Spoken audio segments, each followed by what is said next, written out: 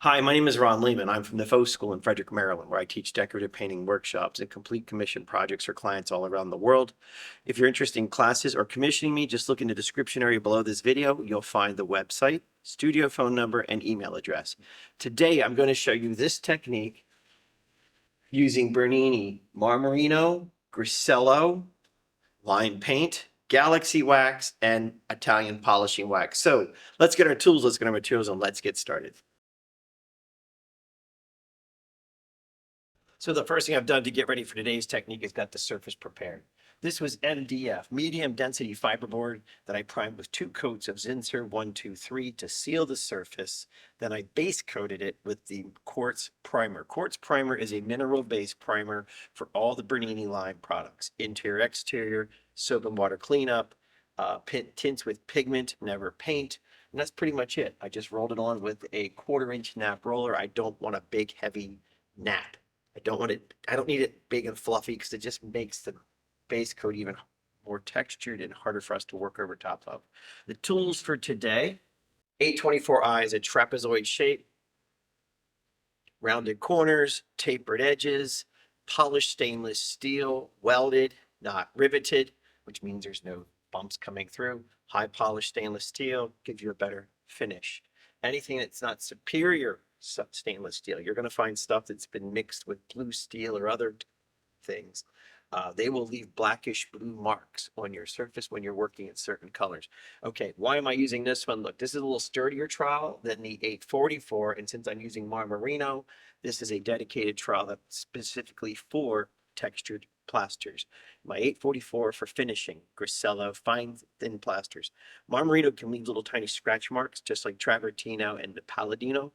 So this is a little more rugged trowel. It stands up a little tougher. So now that we're ready to get started, I've taken the Marmorino, okay, and I've tinted it to this nice color. It's like a bluey steel color. I'll put the link to or the number, name and number of the color below in the comment section. But remember, lime dries lighter. So Marmorino, interior, exterior, tints with lime, compatible tints or oxide pigments only, nothing else. All right, let's get this coated. So I am right-handed. I'm just going to simply take and load it up on there like so. Okay. Now, I just need to coat this. This is a base for what's about to come.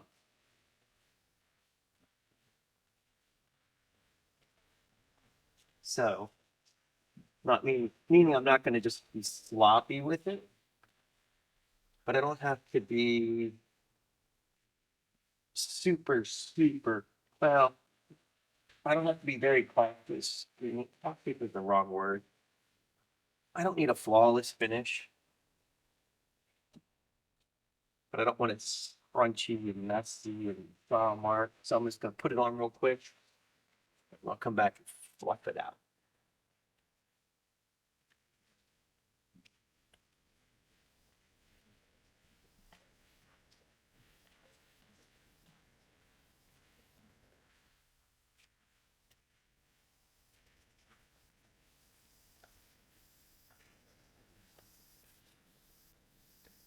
Always gathered up when I'm going.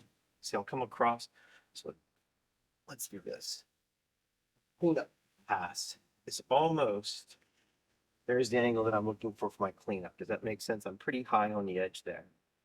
When I'm letting it come off or when I'm putting it on the surface, I'm almost flat. It just slides right off. See that? Almost flat. And it slides right off. So the angle on this point is about a finger under there. All right. And then when I'm cleaning it up, it's higher on the edge, riding that hole of the toothpick. But I do want 100% coverage, no trauma marks.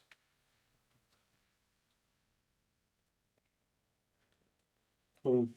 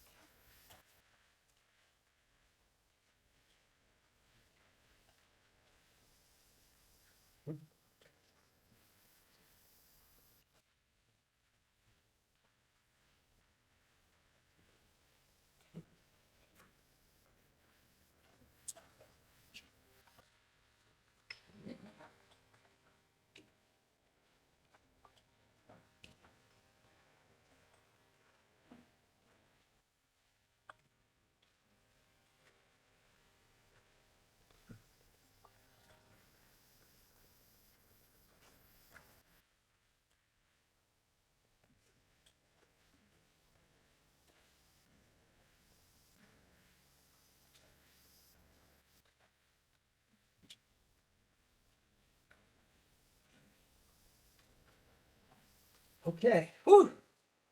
Whew. Like that was work. Excuse me. Sorry. Just a little cleaning up. I said I didn't want it super smooth, but it kind of turned out that way anyway. So we're gonna let this dry 100%. Come back and start the next step of the process. See you in a bit. Okay, so the Marmorino is dry and we're ready to go on to the next phase. Now, we're gonna take these stencils, these fun little stencils. We're gonna create different patterns. Well, this is a stencil. I'll introduce another one here in just a few minutes. But I'm gonna start this one kind of here, just splitting it like so. Just taper down.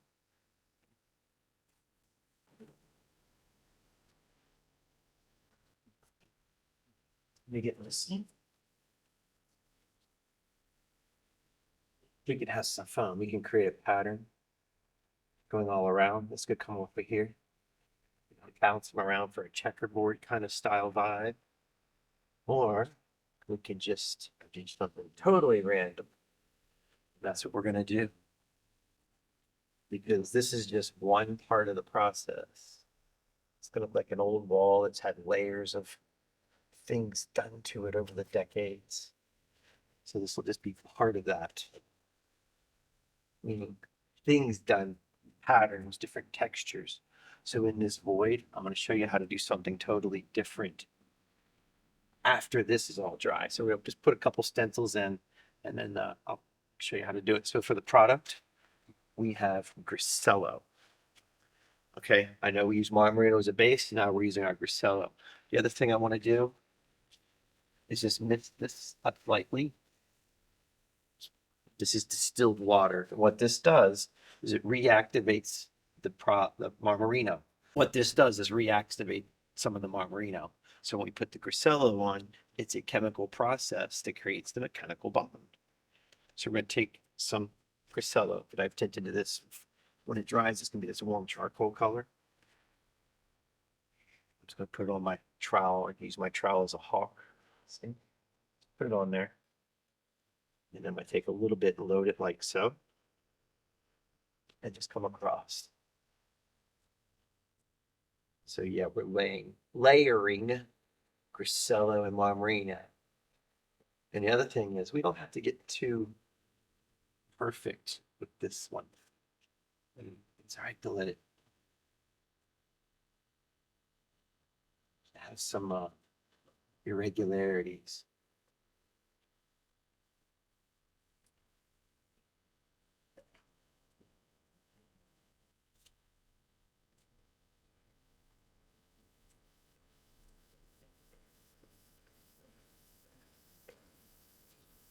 Over here, same thing, work on this guy. So the the spatula is almost flat. It just slides across, gather up any excess, pick up higher on the tip, and pull it over.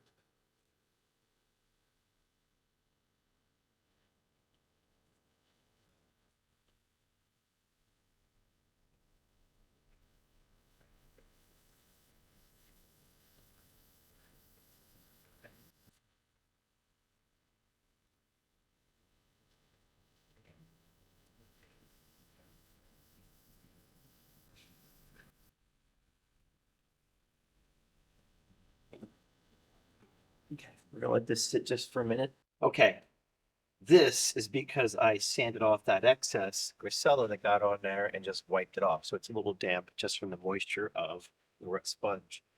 But my stencils have set up.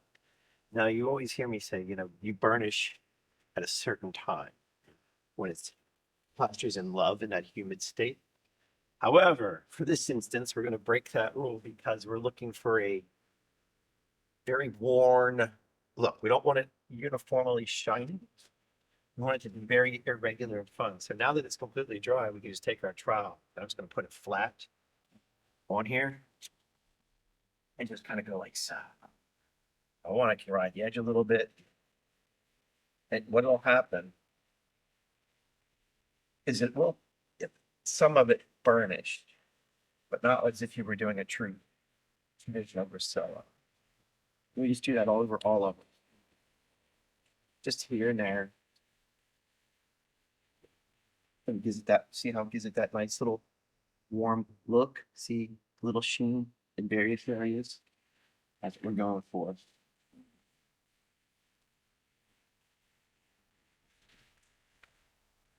Do not confuse this with burnishing grasello properly. This is for a decorative technique.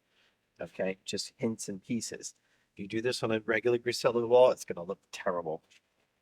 If you wait till it's dry to burnish it, don't. Please don't.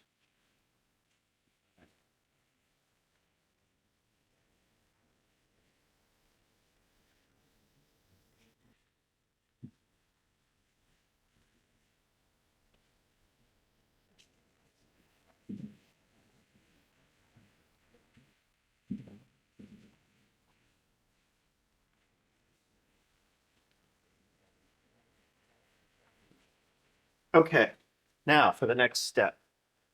This material. Ho, ho, ho.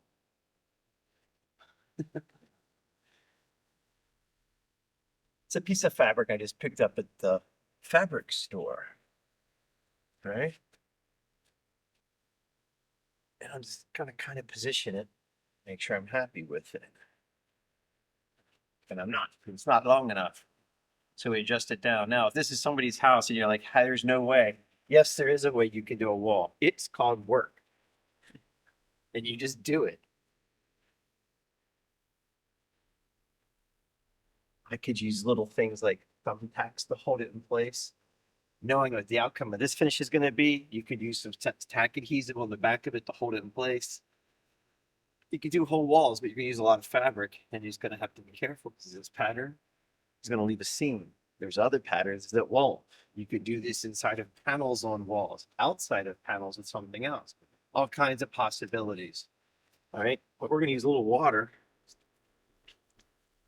hydrate that plaster to accept the next layer of grasello, and watch what happens. It's pulling the material in as well.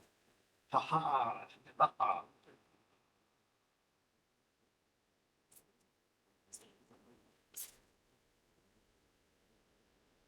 A little bubbled up right there. Just check it, make sure we're happy with it. Distilled water.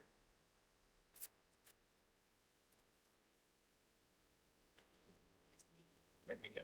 Okay, now I'm just gonna take some white grasello. Just plain white, nothing fancy.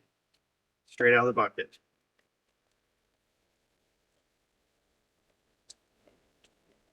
Just whipping it up, getting some air in it. All right. Then I have a larger spatula. I'm gonna just put some. I can probably put it on the wrong side. Meaning, over time of using these spatulas, they tend to bend. And it just happens. Like this is old. This was probably 10 years old. So it started to go that way. As soon as I put the material on, I could feel like we were on the wrong, incorrectly on the wrong side. There we go. So now let's have some fun. So we can go over top of some of the old stencil. Watch. Don't pull it too hard. Just put it on. I can skip, tack it across so I can get the pattern going across it.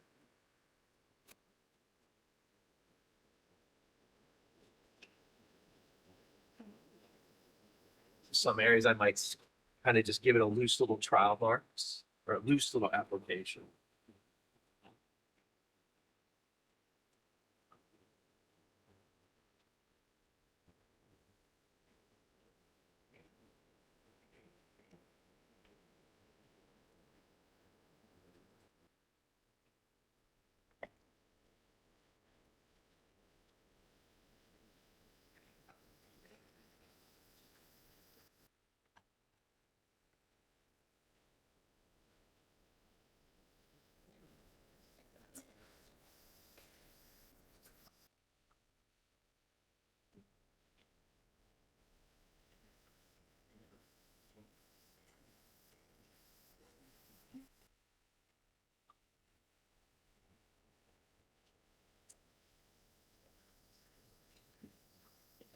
And it's just going on as thick as the material allows it. Oh man, that's a bummer. I just dropped something right on the drop point.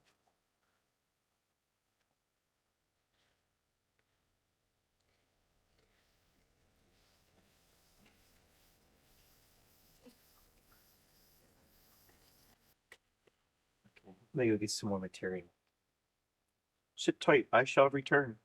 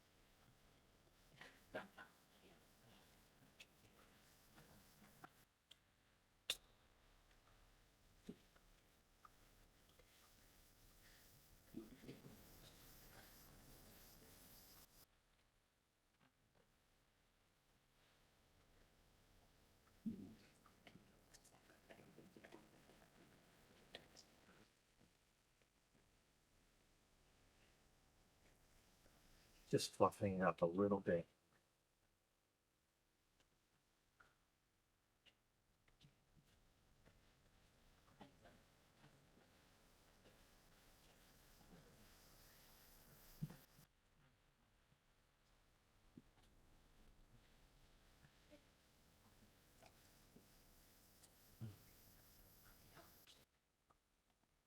So I'm just making it nice and broken. Some areas it's a little bigger, some areas it's a little smaller, but you still see I have material getting in the areas where there's voids. I want it to look like it's just broken away over time. So there'll be little remnants of it here and there.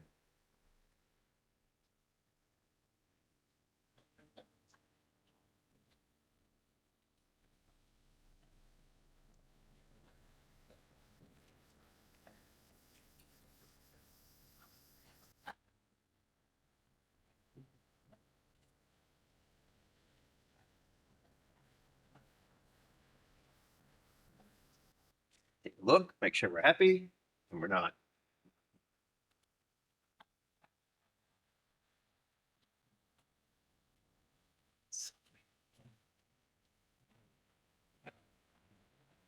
Then, while we're at it, we can go back to a little bit of the gray grasello that we had a minute ago when we made the stencils. We can work that into this as well. And now let's start creating a whole new color. So the white's not so stark.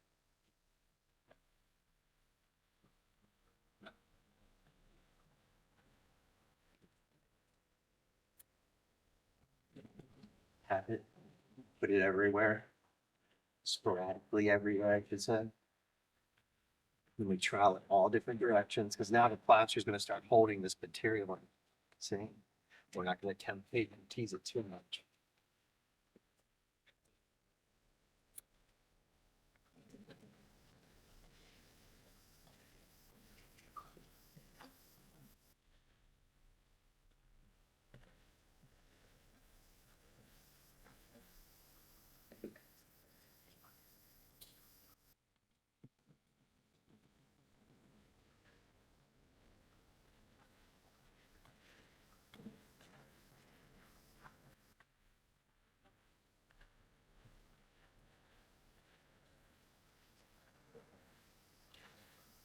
Go.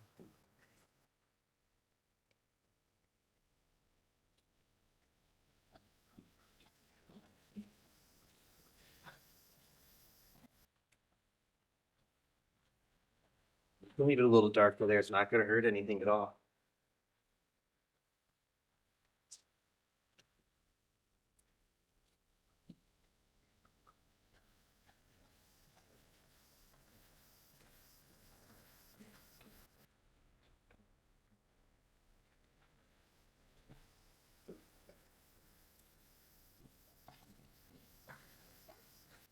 Push it in different directions.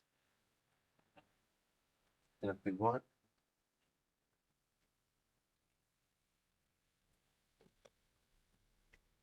we'll get a little more white. sandwich some of that back in there.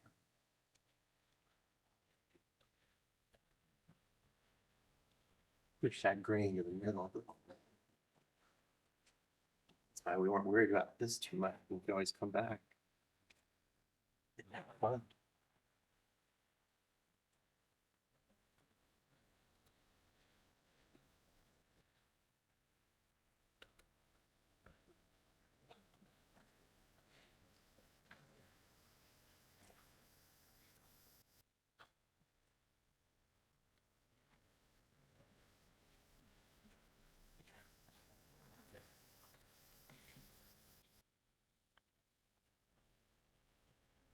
Okay, and now for that big moment.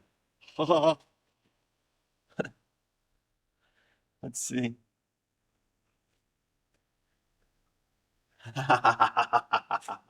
Yeah, look at that.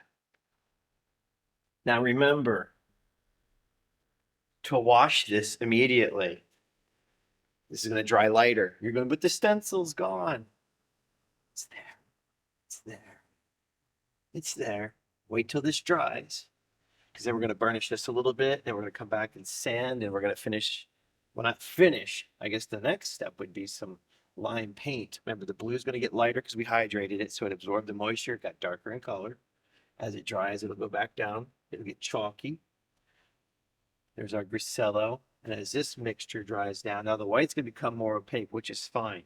It's weird how the tint-based grasello, when you just put it on the wall, it has a transparent quality to it, or semi-transparent, or like semi-opaque, which means it's not solid or opaque, but as it dries, it gets opaque, but it doesn't get pure white. But for this, I know exactly where we're going to go, and I'm going to come back and burnish a little bit and sand through some stencil, and then it's going to get crazy. See in a bit. We don't want it buried, but we also don't want it like so predominantly and overpowering. Just to be a nice, subtle, soft look that you could literally do a whole room if you wanted to. Accent wall though. So now the next step is we're going to grab our finishing trowel, and even though it's dry, I'm just going to go across it a little bit. I'll still get some areas that will burnish very soft, very subtle. That's what I'm looking for.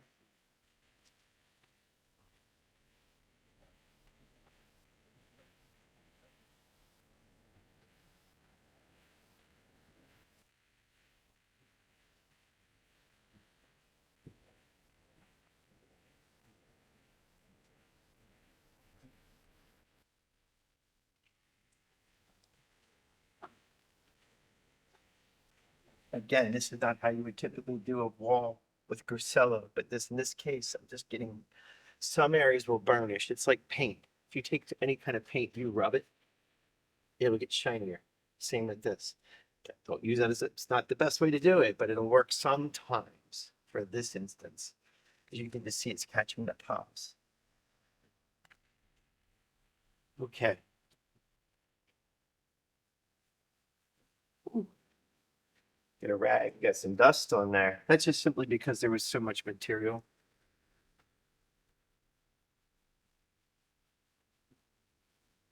There's a lot of material. That's just because of that, we call it the fabric. It had so many little pieces that could just kind of hang here and there. Just kind of knock them off. Just dust it. If you want, you could hit it again.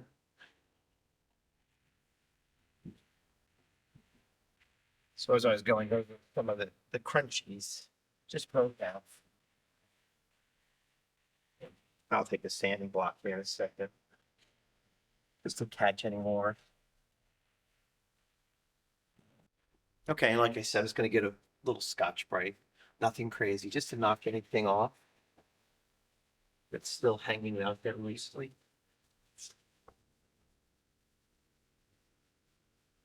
There's quite a bit.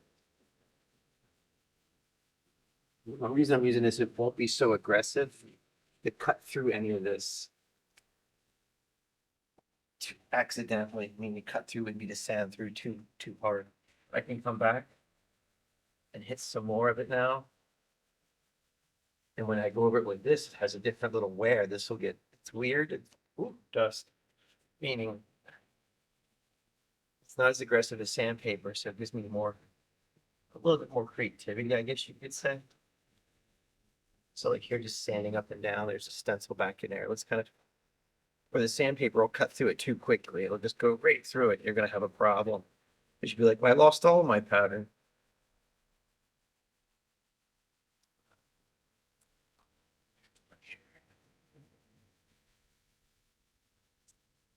But it's grasello, it's so thin. That if you sand too much or too aggressively, you'll burn right through it down to that base Marmorino. But with this, look what happens. It makes me work a little harder in a sense of as far as sanding goes, but at least stuff deposited without breaking through all of it. That's what I'm looking for. Okay, so I've scuffed it down and you can see how it's broken, meaning I got some just to sand off. I left traces of it. I left more here, less there. So now it's poking through. Remember, we go to put wax on it. It's going to darken up and get richer in color. So I think I'm going to take now some lime paint.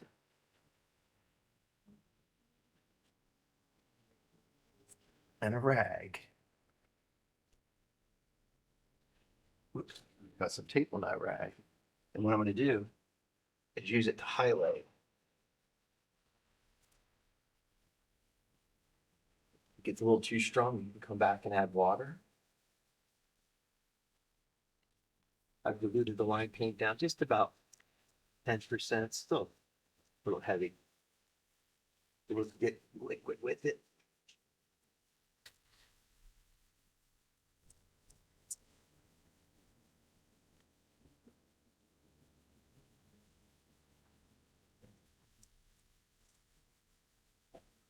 Now what I'm going to do is I'm going to fade away.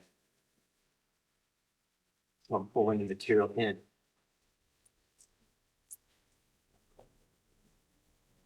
I don't want it all over the place. Meaning I don't want 100% coverage. I want to make pockets of it. I'm going to do that by walking it out.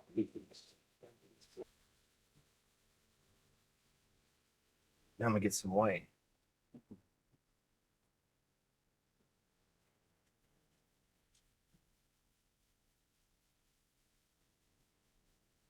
Just put some pockets here and there. It's a little heavy. Ooh, my water bottles. I had better days. The bottom's like lopsided on it. Just buff it out.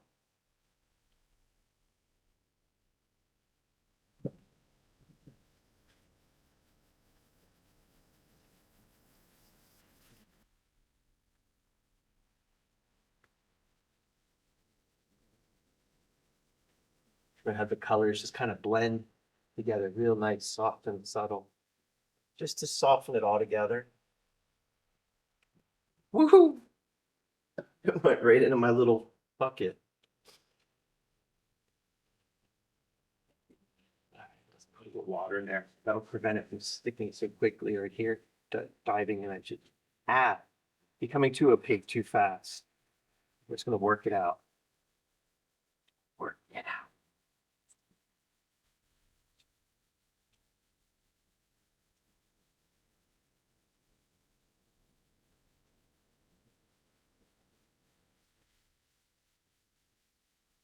If you find an area that gets a little too heavy, just grab the rag, pat some of it out. Just like so.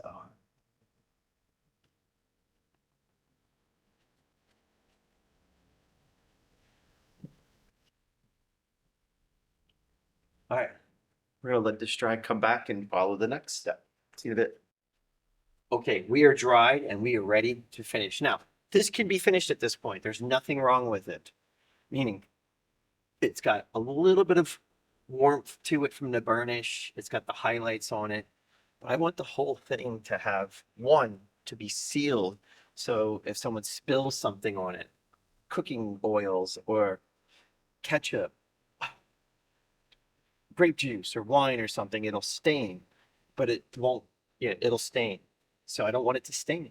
So I'm just going to take a soft, clean rag, lint-free, color-free, because the is a combination of beeswax, beeswax, cardamom wax, and linseed oil, I think. Can't use a chalk because it's going to not waste, it's going to use way too much material because it's going to pile it on. And I'm not trying to do that. I just want it down, massage it down inside of all of these areas. So, you know, the old wax on technique in circles.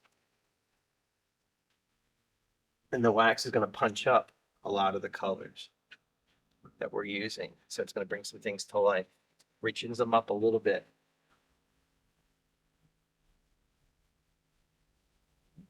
And you can see it kind of, well, once we polish that wax, it's going to have a beautiful glow to it. So it's going to make it so warm.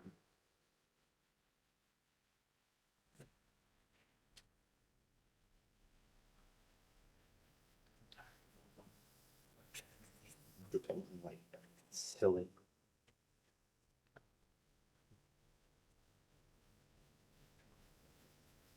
I'm going to put it on there.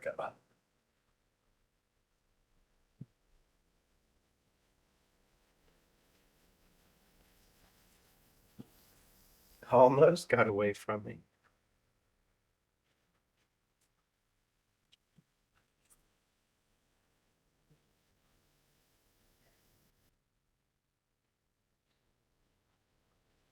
Thought there was something in my wax for a second, so I hesitated. Dang it.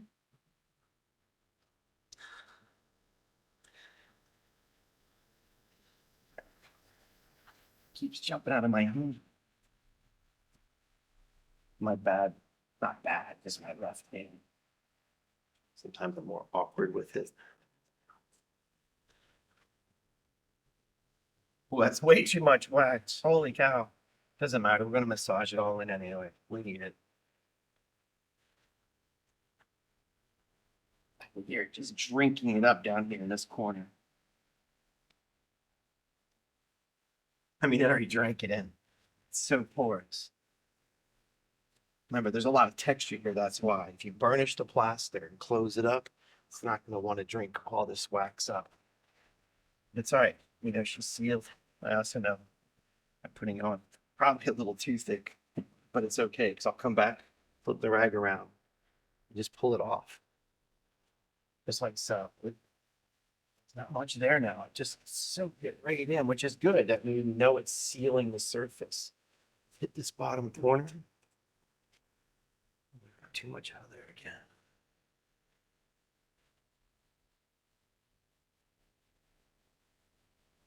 Okay, we're gonna let this wax firm up.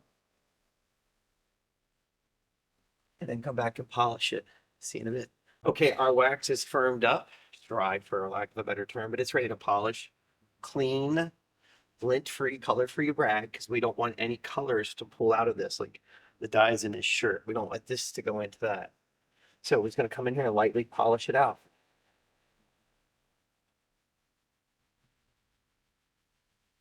Just trying to give it that nice, warm glow that we get from the wax. Now, once the wax is on here, there's nothing else you can do over top of it. That's it. This seals it, and nothing's going to stick to it because it's wax. And it really makes, look at the, can you just see how it makes the texture of the imprint of the fabric? Just brings it to life. Just a light buff. I mean, you could use the car buffer, it won't hurt anything. But remember, there's a texture. So you could cut right through some of that with a car buffer. So you gotta be very careful. Start with a low RPM.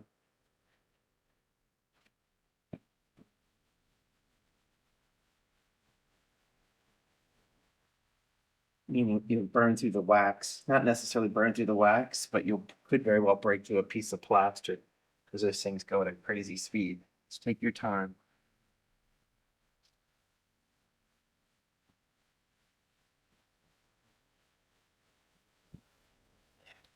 Okay, get that. See the glow? Look at it. See it? Just that warm, subtle glow. there you have it. A fun, beautiful accent piece. Make a great wall in the dining room, ruin it with just a beautiful like maple table in front of it. No, you don't need that table. I'm just kidding. There you have it. Okay. All right. If you have any questions, feel free to ask in the comment section below. I'll do my best to answer them as quickly as I can. What else is there to it? That's it. Well, thank you for watching. My name is Ron Lehman. I'm from the Faux School in Frederick, Maryland, where I teach decorative painting workshops and complete commission projects for clients all around the world. If you're interested in either commissioning me or signing up for a workshop, you'll find links to the website down below in the description area, as well as a phone number and an email address. I want to thank you for watching, and I'll see you next time.